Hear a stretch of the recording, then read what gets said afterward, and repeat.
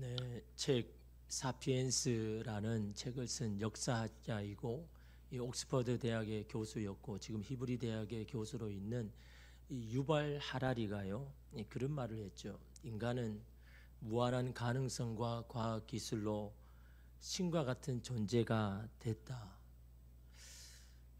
인간의 발전과 위대한 진화로 마치 인간이 신의 자리를 대체할 수 있을 것 같지만 오늘 우리는 그가 내린 결론에 주목해 보아야 됩니다. 그는 이렇게 말했습니다. 우리의 기술은 간우에서 갤리선과 증기선을 거쳐 우주 왕복선으로 발전했지만 우리가 어디로 가고 있는지는 아무도 모른다. 과거 어느 때보다도 강력한 힘을 떨치고 있지만 이 힘으로 무엇을 할 것인가에 관해서는 생각이 거의 없다. 스스로 무엇을 원하는지도 모른 채 불만스러워하며 무책임한 신들, 이보다 더 위험한 존재가 또 있을까? 여기서 이 무책임한 신들이란 것은 바로 인간을 말하죠. 많은 능력을 가졌습니다.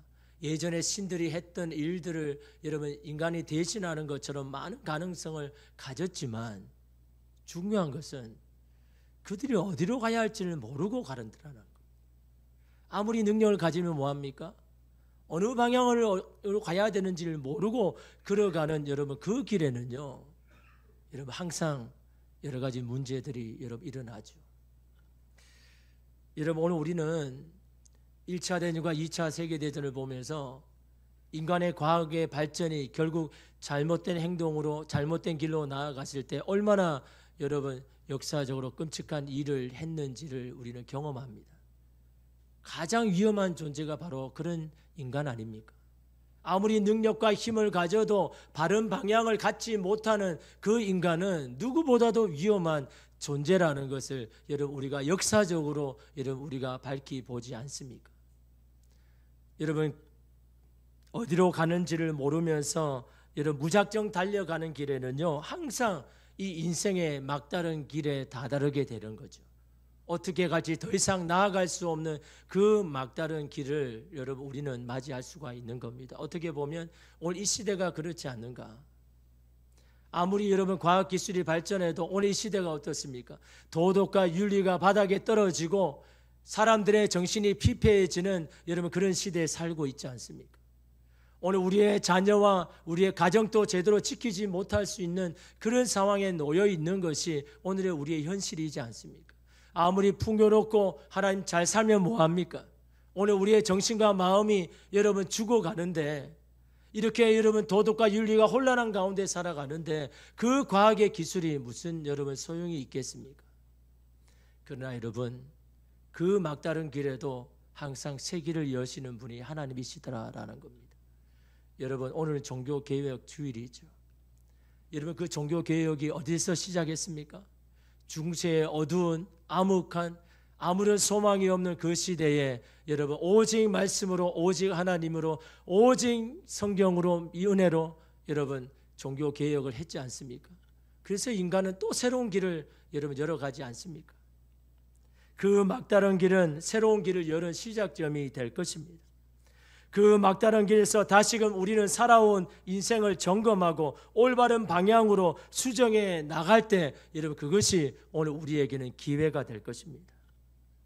그런데 여러분 그 막다른 길에서 우리는 무엇을 해야 될까요? 어떻게 해야 될까요? 시대적으로 또 여러분의 삶 가운데 막다른 길을 오늘 우리는 만날 수 있는데 그 막다른 길에서 우리는 뭐를 해야 될까요?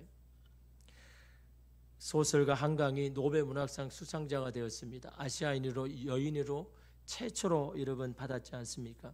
특별히 이 한강 작가의 소년이 온다라는 여러분 그 책을 보면요 1980년 광주 민주화 운동에 참여한 10대 소년의 실제적인 이야기를 가지고 여러분 소설로 여러분 지었지 않습니까? 계엄군의 잔인한 폭력에 희생당하는 사랑하는 이들의 죽음 앞에서 많은 사람들이 그런 질문을 했습니다. 신이 있다면 도대체 어디에 계시는가? 총과 칼의 고문에 저항할 수 없는 이들의 외마디 소리에 신은 과연 듣고 있는가? 하나님은 도대체 어디 계시는가라는 절망적 섞인 소리들을 여러분 하나님 앞에 또 세상 앞에 말했지 않습니까? 그런데 그 상황에서도 하나님의 정의와 강의를 갈망하는 간절함 또한 있었다라는 거죠. 하나님이 침묵하는 이때에도 하나님께서 반드시 하나님의 정의가 공의가 물같이 흐르는 이 땅이 되기를 원하는 간절한 마음으로 주의 뜻을 찾고 주를 찾고 있던 사람들이 있더라라는 겁니다. 그런 사람들이 하나님이 여시는 새로운 길을 발견하고 그 길로 또한 여러분 나아간 것 아닙니까? 여러분 성경에는 욥에 대한 이야기가 나오죠. 그런 어떤 사람입니까? 누가 보아도 사람들이 인정할 만한 사람, 그런 도덕적인 윤리적인 그것을 잘 갖춘 사람, 또한 많은 것을 소유하여서 누구든지 부러워할 수 있는 사람이 욥 아닙니까? 그러나 그런 욥에게도 갑자기 시련이 몰아치죠. 순식간에 가족과 재산과 건강을 다 잃어버린 욥은요, 이런 상황에서 여러분 한 게 무엇입니까? 이 욥도 막다른 길에 여러분 다다랐습니다. 그때 욥이 한 것은 다른 게 아닙니다. 하나님을 찾았습니다. 하나님께 질문했습니다. 하나님 도대체 무슨 연유로 무슨 이유로 나를 이렇게 대하시는 겁니까? 도대체 하나님은 어디 계십니까? 나의 이 고통 소리를 듣고는 있으십니까? 라고 하나님 앞에 날마다 나아가서 여러분 부르짖고 여러분 기도하고 하나님의 답을 원하기를 원하는 이 욥이 결국 어떻게 됐습니까? 그 고난의 여정의 마지막에 결국 하나님을 발견하잖아요. 하나님의 음성을 듣지 않습니까? 그때 여러분 욥이 뭘 깨닫습니까? 내가 지금까지 하나님을 믿는다고 했지만 반쪽짜리 하나님만 믿고 살았구나. 이제는 그 막다른 길에서 하나님을 발견함으로 온전하신 하나님을 발견하게 되었다라고 여러분 그렇게 고백하잖아요. 그리고 위에 여러분 욥은 또 새로운 길을 걸어가므로 여러분 모든 것이 다시 회복되는 것을 우리가 보게 됩니다. 막다른 길에서 새로운 길을 여시는 분이 하나님이시기에 오늘 우리 인생의 길에 만날 수 있는 그 막다른 길에서 하나님을 찾고 하나님을 부르짖고 하나님의 답을 원해야 되는 것이 바로 이 땅을 살아가는 오늘 믿음의 사람들이 아니겠습니까? 오늘 말씀은 예수님이 말씀하신 유명한 탕자의 비유 아닙니까? 아버지에게 매여 있는 인생이 싫어서 자신 스스로 인생을 개척하고 싶은 마음이 이 둘째 아들에게 있지 않습니까? 그래서 둘째 아들은 어떻게 합니까? 도저히 하지 말아야 할 일들을 하지 않습니까? 여러분 그 당시에 아버지의 유산을 죽기 전에 유산을 팔아서 나누는 것은요 이 아버지에게 욕이 되는 거고 명예를 넘어뜨리는 여러분 그런 일 아닙니까? 도저히 자식으로는 해서는 안 되는 일을요 이 둘째 아들이 요구하는 겁니다. 아버지 어차피 주실 유산이라면 지금 나에게 주셔서 그 유산을 가지고 내가 원하는 삶 그런 인생을 살기를 원합니다. 제발 나를 도와주십시오라고 이 둘째 아들이 아버지에게 그렇게 요구했잖아요. 근데 아버지는 어떻게 합니까? 내가 사람들에게 욕을 먹어도 아들이 그렇게 원하니까 살아생전에 여러분 그 유산을 다 팔아서 그 둘째 아들이 받을 유산을 주죠. 그래서 그 유산을 가지고 여러분 이 둘째 아들은 세상에 나가서 자기가 원하고 자기가 생각하는 인생을 이루려고 나가지 않습니까? 그런데 이 둘째 아들에게 여러분 앞에 있는 것이 무엇입니까? 호락호락하지 않는 세상이죠. 경험 없이 이성과 마음만 있는 그는요 세상 앞에 자신의 삶을 통제하지 못하고 모든 것을 다 잃어버렸습니다. 이러면 세상이 마음만으로 됩니까? 세상이 이상으로만 됩니까? 세상이 그렇게 이런 만만하지 않지 않습니까? 아무런 경험이 없고 자신의 삶을 통제하고 다스릴 능력이 없는 사람이 아버지의 집을 떠나서 여러분 세상 가운데 나아가면 결국 여러분 그 세상 앞에 넘어지고 쓰러지고 모든 것을 다 잃어버리지 않습니까? 많은 유산을 받은 둘째 아들이었지만요 여러분 그 세상에서 허랑방탕하게 다 소비하고 아무것도 없이 여러분 되었습니다. 아버지의 집을 떠날 때는 자신감과 호기가 있었지만 그것은 다 사라지고 남의 집에 빌붙어서 살아야 하는 그것도 돼지가 먹는 지엽 열매를 먹고 생명을 연명해야 되는 여러분 그런 길에 서 있지 않습니까?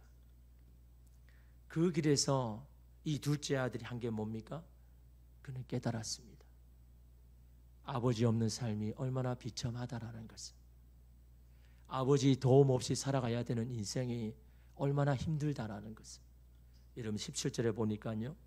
이에 스스로 돌이켜 이르되 내 아버지에게는 양식이 풍족한 품꾼이 얼마나 많은가. 나는 여기서 주려 죽는구나. 스스로 돌이켜. 누가 말하지도 않았습니다. 스스로 돌이켰습니다.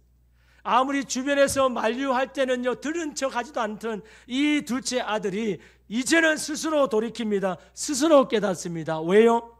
더 이상 나아갈 수 없기 때문에. 막다른 길이기 때문에. 그것이 막다른 길의 유익입니다. 아마 아버지는 그가 그 인생의 막다른 길을 맞이할 것을 알았을 겁니다.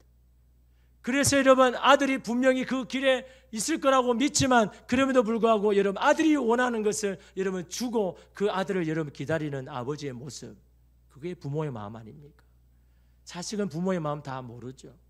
자기가 잘난 것처럼 생각하고 자기의 뜻대로 막 살아가려고 하다가 그 막다른 길에서 결국 여러분 거기에서 여러분 깨닫지 않습니까? 아버지의 집이 있는 것이 얼마나 행복이었다라는 것을, 아버지의 보호하심에 있는 것이 얼마나 나에게 복이 된다라는 것을 여러분 깨닫지 않습니까? 그런데 여러분, 그 막다른 길에서 엉뚱한 길을 찾는 사람이 있어요. 지금까지 살아온 길을 되돌려서 다시금 새로 시작해야 되는데 엉뚱한 길로 가는 사람도 있더라라는 겁니다. 그 막다른 길에서요. 시바타 쇼라는 작가는 이렇게 말했습니다. 불행이 여러 종류가 있는데 사람은 거기서 자기 몸에 맞는 불행을 선택하는 거지. 정말 몸에 맞는 불행을 선택하면 그건 너무 잘 맞아서 쉬이 익숙해지기 때문에 결국에는 행복과 분간하지 못하게 되는 거야 라고 이렇게 말합니다. 무슨 말입니까? 불행 속에 있으면서 행복하다고 착각하고 있다라는 거죠. 자신의 몸에 잘 맞는 불행을 행복이라고 생각을 하는 겁니다. 그런 불행에 익숙해지면서 거기에서 맞추며 살아가는 사람들이 분명히 있더라라는 겁니다. 예를 들어서 가정폭력에 괴로워하면서도 점점 거기에 익숙해져 버린 사람들은 어떻게 합니까? 거기서 나오질 못하잖아요. 거기서 탈출하지 못합니다. 이들은 불행이 점점 익숙해지면서 오히려 그 불행 속에서 편안함을 느낍니다. 그 편안함 속에서 어떻게 합니까? 이들은 어느 순간 불행과 행복을 분간하지 못하게 되더라는 겁니다. 여러분, 오늘 우리도 그렇습니다. 오늘 우리의 삶이 하나님 없이 살아가는 사람이 비참함에도 불구하고 그걸 깨닫지 못하고 단지 그 불행에 적응하며 살아가는, 그래서 그것이 행복이라고 말하는 사람들이 얼마나 많습니까? 막다른 길을 주신 이유는요, 지금까지 살아왔던 네 마음으로 네 자유로 살아왔던 그 길에서 깨달음을 얻고 다시 그 자리로 돌아가서 다시 올바른 방향으로 새롭게 시작하기를 원하는 것이 하나님이신데, 그 길에서 엉뚱한 길을 여러분 선택하며 나아가는 사람들이 얼마나 많습니까? 그런데 둘째 아들은 그 비참한 자리에서 아버지의 집을 생각합니다. 거기에 있었던 시간이 전에는 속박의 억울한 시간이었다면 이제는 그곳이 바로 천국이며 행복이라는 것을 이 둘째 아들이 깨달았다라는 겁니다. 그래서 둘째 아들이 어떤 말까지 합니까? 우리 8절에서 9절 말씀 우리 함께 읽겠습니다. 내가 일어나 아버지께 가서 이르기를 아버지, 내가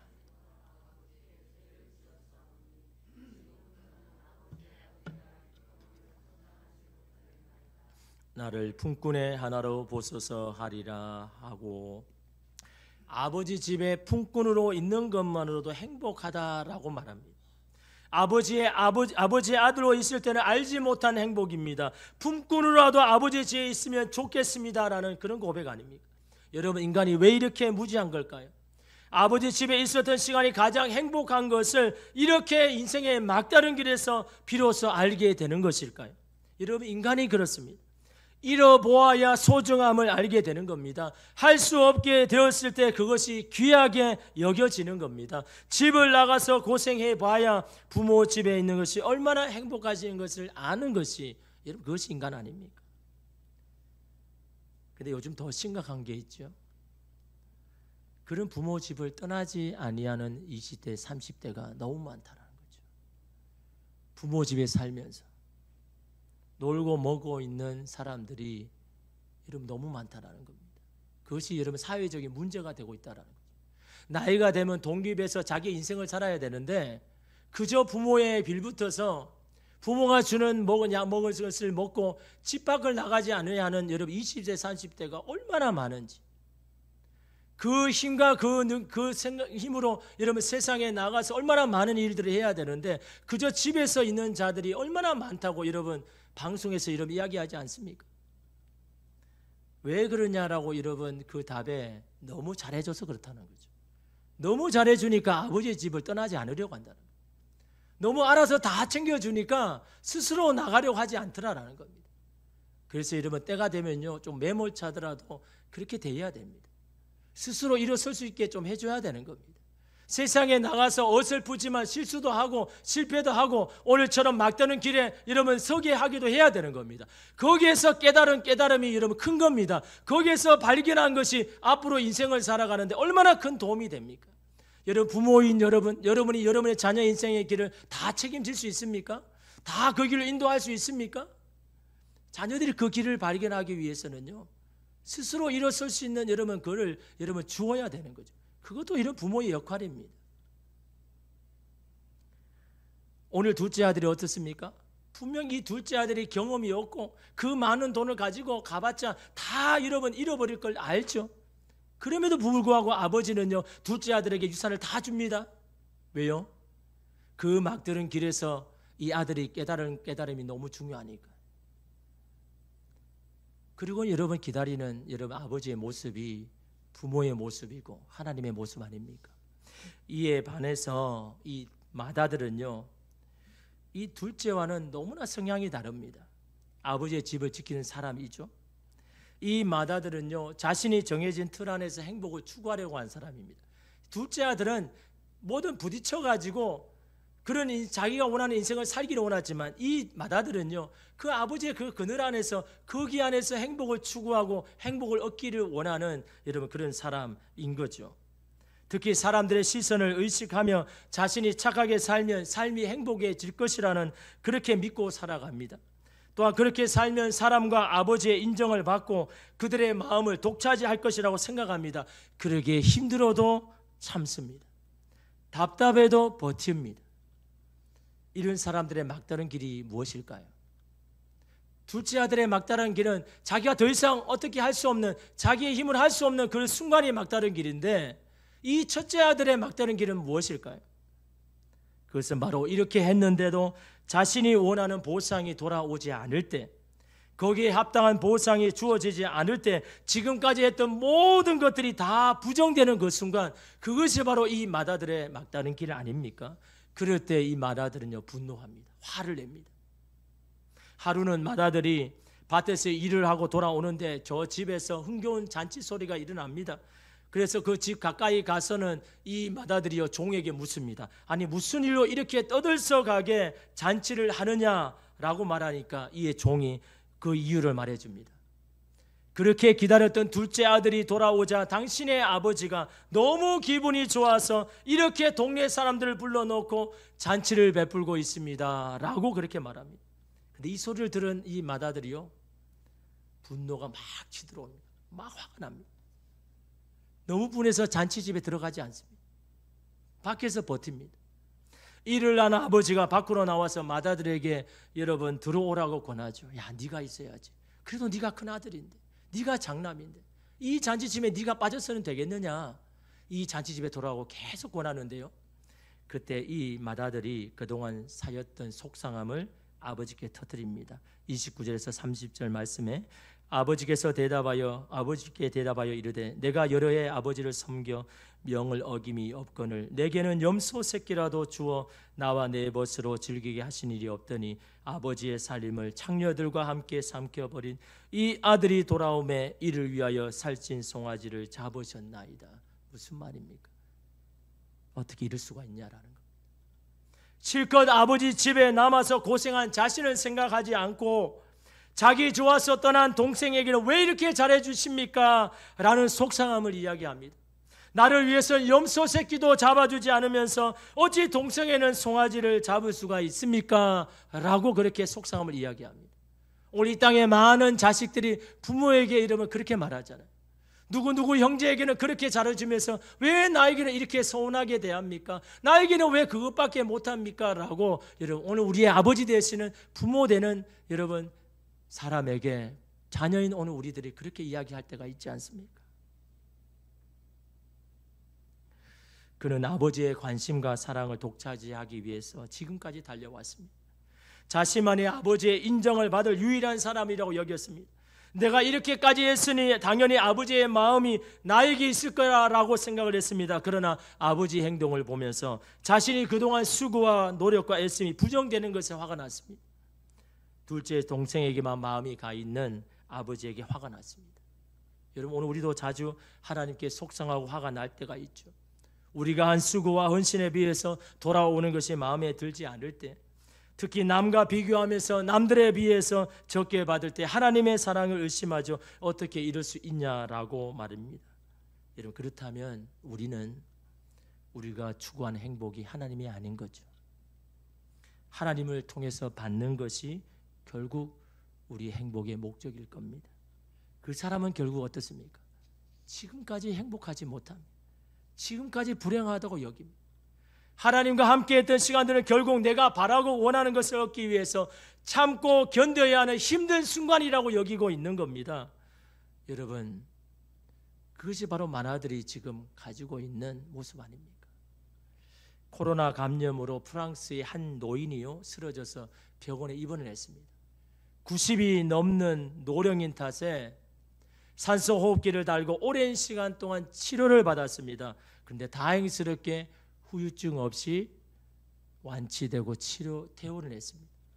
퇴원 수속을 밟고 병원비 청구서를 받는 노인은요, 의사 앞에서 갑자기 눈물을 흘렸습니다. 입원해 있는 며칠간 산소 치료만 받았을 뿐인데 수천만 원이라는 엄청난 치료비가 청구서에 적혀 있었습니다. 눈물 흘리는 노인을 위로하며 의사가 이렇게 말했습니다. 비용이 너무 많다는 건 압니다.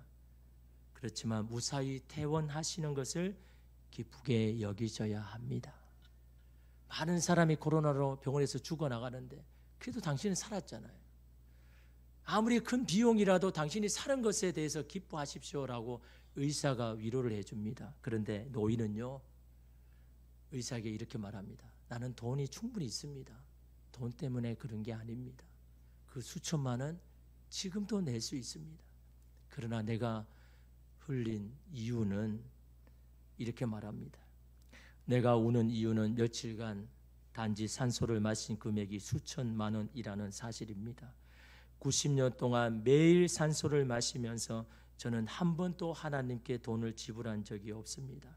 그 큰 은혜를 지금껏 모르고 살아온 것이 너무 슬퍼서 우는 것입니다. 라고 이렇게 합니다. 너무나 그동안 당연하게 생각했던 90년 동안 이렇게 호흡하며 사는 것이 그냥 당연한 것처럼, 내가 살아있는 것이 당연한 것처럼 여겼는데, 이렇게 숨을 못 쉴 수 없는 그 며칠간 그 산소 호흡기에 머물면서 그렇게 내 건강을 위해서, 내 몸을 살리기 위해서 그렇게 하는 것이 수천만 원인데, 90년 동안 나를 지켜주시고 나를 살게 하시고 나를 호흡하게 하신 그 하나님에 대해서는 도대체 나는 하나님 앞에 감사하지 않고 그것이 은혜로 여기지 않은 그것에 대해서 나는 너무나 속상해서 하나님 앞에 울었습니다 라는 그런 고백을 합니다.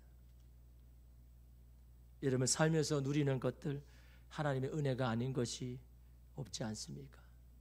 매일 당연하게 누리는 그 어떤 것도 하나님의 은혜임을 오늘 우리는 너무나 잊고 살고 있지는 않습니까? 잃어보아야 알지요. 할 수 없는 몸을 가질 때에 비로소 살아있다는 것이 얼마나 큰 축복이라는 것을 비로소 우리는 여러분 알게 되지 않습니까?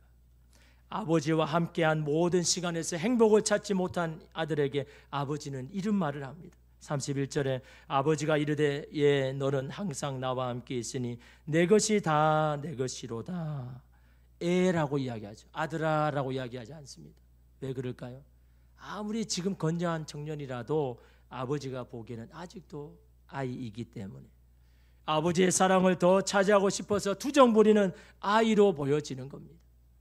그 아이에게 무엇을 말해줍니까? 너는 항상 나와 함께 있으니, 아버지와 함께 하였던 시간을 말합니다. 같은 밥상에서 밥을 먹고 밭에 나가서 함께 땀을 흘렸던 시간을 말합니다. 아버지가 아들에게 바라는 것은 큰 게 아닙니다. 나와 함께 하였던 그 시간에 만족감을 가기는 것이 아들에게 원하는 것 아닙니까? 그것이 얼마나 큰 행복이고 축복인지를 굳이 아버지의 집을 떠나지 않아도 알기를 원하는 것이 이 첫째 아들을 향한 아버지의 마음 아닙니까? 지금까지 아버지와 함께 보낸 시간, 그로 인해서 수많은 사랑의 추억, 그것은 돈으로 살 수 없는 것이며 둘째 아들이 결코 맛볼 수 없는 것이기 때문인 겁니다. 그런 행복이 가까이 있음에도 불구하고 그것을 누리지 못하는 아들에 대한 안타까움입니다. 그리고 아버지는 왜 둘째 아들이 왔을 때 이렇게 기뻐하는지에 대한 이유를 이야기하죠. 우리 32절 말씀 함께 읽겠습니다. 내 아이 내 동생은 죽었다가